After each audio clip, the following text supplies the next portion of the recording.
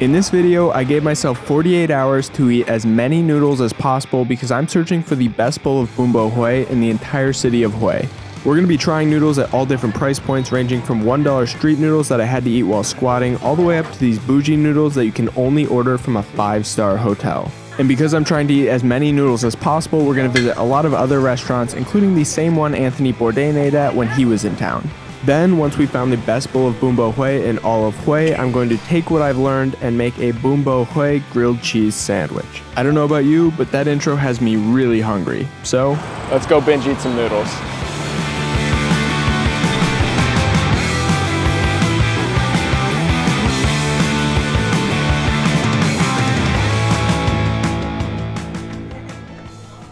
Bún Bò Huế. If you translate it, it means beef rice noodles from Huế, which is a very simple name, but I promise you there's a lot going on with these noodles. Every restaurant seems to have their own style of preparing Bún Bò Huế, but there's a few ingredients that you'll definitely find in pretty much every bowl you try. The broth of Bún Bò Huế gets its signature flavor from pork, beef, fermented shrimp paste, and lemongrass. A lot of the bowls we're going to try are also going to have a little bit of spice to them coming from chilies. But let's be honest, that's all stuff you can read online. Today, I'm here to tell you the truth about what Bún Bò Huế is like in the city of Huế. And what better way to start off our research than a $1 bowl of noodles in an alleyway at a tiny table. Alright, the first step is to actually get close enough to the table. My knees don't fit under it, so I either gotta do like this. Oh, this strategy works. Mix it up and try it first. Let's try the broth. Oh, that's good. That's good.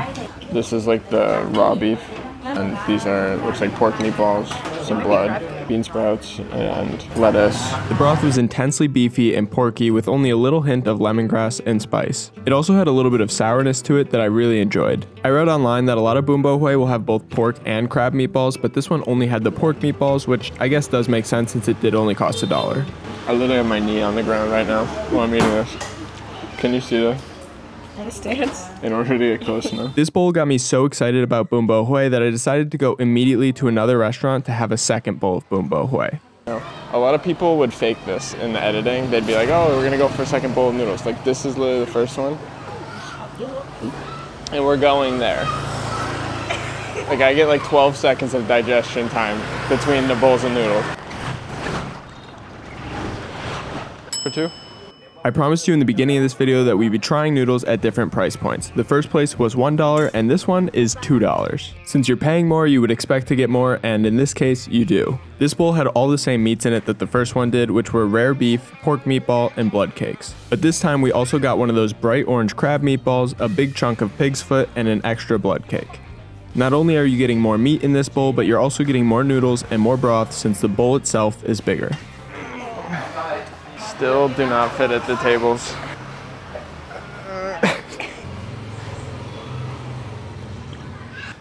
This one has way more lemongrass in it. This is the most lemongrassy I've ever experienced in a soup. Is it really spicy? No, it's not very spicy. This one's very lemongrassy. I like it. It's a little sweeter actually. Not as sour. Not as spicy. I really enjoyed how lemongrassy this soup was, but overall the broth was a little bit watery. It wasn't very beefy, porky, or spicy, which is why I decided that I think I like the other place more. These two bowls tasted pretty different, so at this point I have no idea what Bún Bò Huế in Huế is actually supposed to taste like. The good news is, I know how to fix that. You see, in Vietnam, the real, local foods are all from places that you can't even find on Google. So I set off on a walk across the city to find somebody selling Bún Bò Huế straight from their home. And once we found one, I knew that this would be a good indicator of what Bún Bò Huế is really supposed to taste like. This bowl started off with a heaping pile of raw beef that was put into a ladle and then dipped into the boiling broth so it could cook. We've had meat like this in every bowl so far, but this one definitely had the most. Then she added both a crab and a pork meatball and 2 blood cakes, which I believe were pork and beef blood. She covered everything in green onions and then ladled on the broth. At this point, the soup was looking incredible and I could not wait to try it. Ooh. That broth is good. The first one definitely had more like savory elements to it, like it was a richer broth. This one's more lemongrassy, but I think it does it better than the second one did. The lady's just chopping up meat on the floor back there. So it appears the light lemongrassy broth is the most authentic way to make Bún Bò Huế. But I still have a question, and it's a very important question. Who makes the best Bún Bò Huế in the entire city of Huế? I guess this means I gotta eat some more noodles.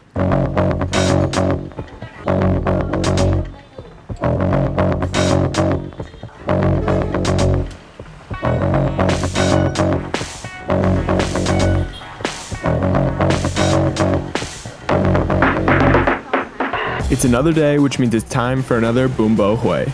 And this time, it's our most expensive bowl yet at 60,000 Vietnamese dong. At this restaurant, I got to watch the crab and pork meatballs being made. I don't know what I expected the process to be, but I definitely thought it was going to involve a little bit more than a bowl full of meat and a spoon. I also got a really good look at how much lemongrass and meatballs are really used in the broth. And well, yeah, it's a lot. Out of all of the lemongrass first Bún Bò Hués we've had so far, this one definitely had the meatiest broth. The bowl was big and so were the flavors, so I would definitely recommend making this a stop on your Bún Bò Huế noodle tour. But I'm actually going to recommend that you don't go to this next one. And yeah, it's actually the same place that Anthony Bourdain ate. It's a small noodle stall hidden in the Dong Ba market. Bourdain ate here in 2014 and it's been a tourist stop ever since. And unfortunately, they're well aware that it doesn't really matter what they serve you because Anthony Bourdain ate here and so will you. Look, a bowl of Bún Bò Huế here is 30k, so it's not that much if you really want to try it. But this was definitely my least favorite bowl of Bún Bò Huế from this trip. It was pretty cold, watery, and small, so yeah, you can skip it. But the market was pretty fun to walk through, so make sure you do that. The next bowl of Bún Bò Huế I had was in a small shop hidden in an alleyway. And this one actually was pretty unique. In addition to the usual toppings, this one came with some fried pork skin. They had a little bit of chili sauce on them and they were super crunchy on their own, but if you took them and dipped them in the hot broth, they softened up a little bit and were just a flavor explosion in your mouth. This broth was pretty lemongrassy, but the strongest flavor overall was actually probably the shrimp paste. Yeah, Bún Bò Huế has fermented shrimp paste in it, and I've barely talked about it in this video so far since I've barely tasted in any of these bowls. But in this bowl, I could actually taste it and it was pretty good. At this point, my noodle tour around the city was almost done, but there was one more place I wanted to try. When I travel, I usually book cheap accommodations because I typically don't spend that much time in my hotel room. But when I saw I could get Bún Bò Huế room service, I splurged and I booked a room at a 5-star hotel. This hotel is so fancy that this isn't even a mirror. This is just the wall. Wow. This is the menu. You can see it is much more expensive than the street food we've been eating.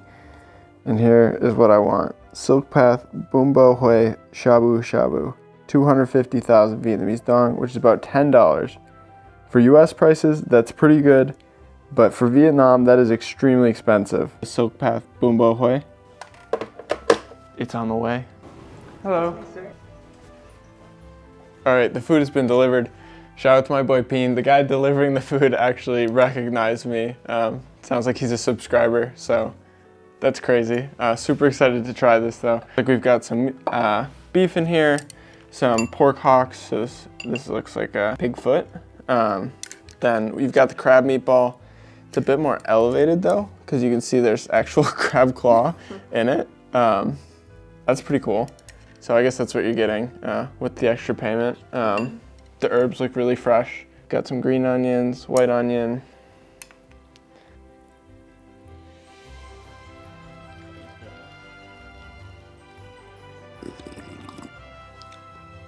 That is pretty good.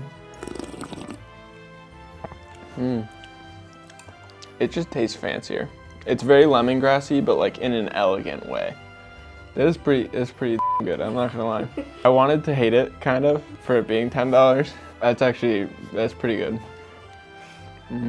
Our meat is really good. Normally the meats that you get in the cheaper bowls, it's cheaper cuts of meat, which makes sense. But this feels like actual high quality cuts. Needs a little bit more chili. It's not spicy at all. That's my one complaint. I've shown you 7 different bowls of Bún Bò Huế, but now it's time to pick a winner. With the exception of the bowl I had in the Dong Ba market, these were all incredible bowls of Bún Bò Huế. If you're planning a trip to Huế, I would recommend bookmarking all of these spots so that when you're hungry, you can just pick the one near you. That being said, my overall favorite bowl of Bún Bò Huế was actually the very first bowl we tried. And just to be sure that I wasn't picking this one as my favorite just because it was the first bowl I tried, I actually went back a second time and had another bowl. At just over $1, it's an excellent value for an incredible bowl of soup. So come here, try this bowl, and I would also recommend that you try at least one of the other ones that has a little bit stronger lemongrassy flavor, because I do think that is the more typical Bún Bò Huế. Now, most people would end the video here, but I'm not most people. I'm currently traveling the world on a mission to introduce myself to new foods and new flavors so that I can use those foods and flavors in my grilled cheese sandwiches. So now that we understand Bún Bò Huế, it's time to make a Bún Bò Huế grilled cheese sandwich. Since Bún Bò Huế is a soup, I can't just put it on a grilled cheese sandwich. And that would feel like cheating anyways. I'm a bit more creative than that. So what I'm going to do is create a lemongrass, chili, and shallots infused oil that I will use on this grilled cheese sandwich. If you're watching this from the US and you've ever tried to buy fresh lemongrass like this, then you know it can be very expensive. So you're probably going to be jealous when I tell you that all of this lemongrass cost only 40 cents. I guess that does explain why so many of the restaurants were using lemongrass so generously in their broth. Even though I never saw or talked about this in any of our taste tests, most recipes for Bún Bò Huế do apparently use shallots or onions in the broth, so it does make sense to use in this oil.